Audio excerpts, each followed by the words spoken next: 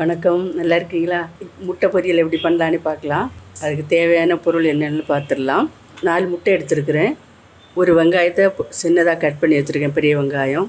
ஒரு பச்சை மிளகாய் கட் பண்ணி வச்சுருக்கிறேன், கொஞ்சம் கருவேப்பிலை, தேவையான அளவுக்கு கொஞ்சம் உப்பு, வத்தல் தூள் 1 ஸ்பூன், கறி மசால் தூள் ஒரு 1/2 ஸ்பூன், கொஞ்சமாக கடுகு, கொஞ்சம் மஞ்சத்தூள், கொஞ்சம் பெருஞ்சீரகம், 2 ஸ்பூன் ஆயில்.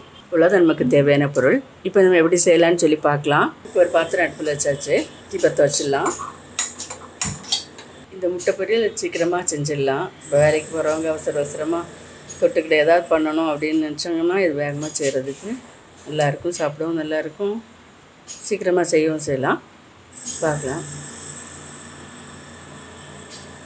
2 ஸ்பூன் ஆயில் போட்டிருக்கேன். எண்ணெய் காய்ச்சதும் கடுகு போட்டுடலாம். வெங்காயம் பச்சை மிளகாய் போட்டுடலாம். கருவேப்பிலை இதோடு சேர்த்துடலாம். இந்த வெங்காயம் சீக்கிரமாக வதங்கிறதுக்காக கொஞ்சமாக அதில் உப்பு சேர்த்துக்கிறேன். அதோட மஞ்சத்தூளையும் சேர்த்துடலாம். கடுகு போட்ட உடனே பெருஞ்சீரகம் போட்டிருக்கணும், நான் போடலை, அது இப்போ போட்டுறேன். இதில் முட்டையை உடைச்சி ஊற்றிடலாம்.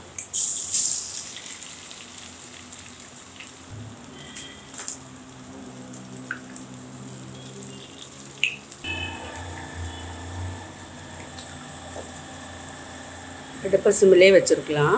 வெளியே உள்ள ரொம்ப சவுண்ட் அதிகமாக இருக்குது, கொஞ்சம் பொறுத்துக்கோங்க.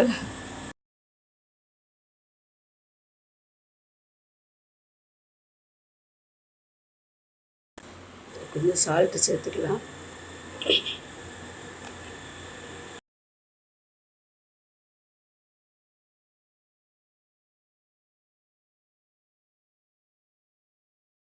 இதில் இந்த மிளகாத்தூளையும் கறி மசால் தூளையும் சேர்த்து போட்டுடலாம்.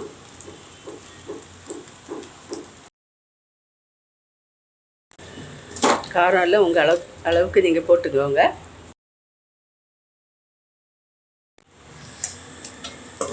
நல்லா வந்தாச்சு.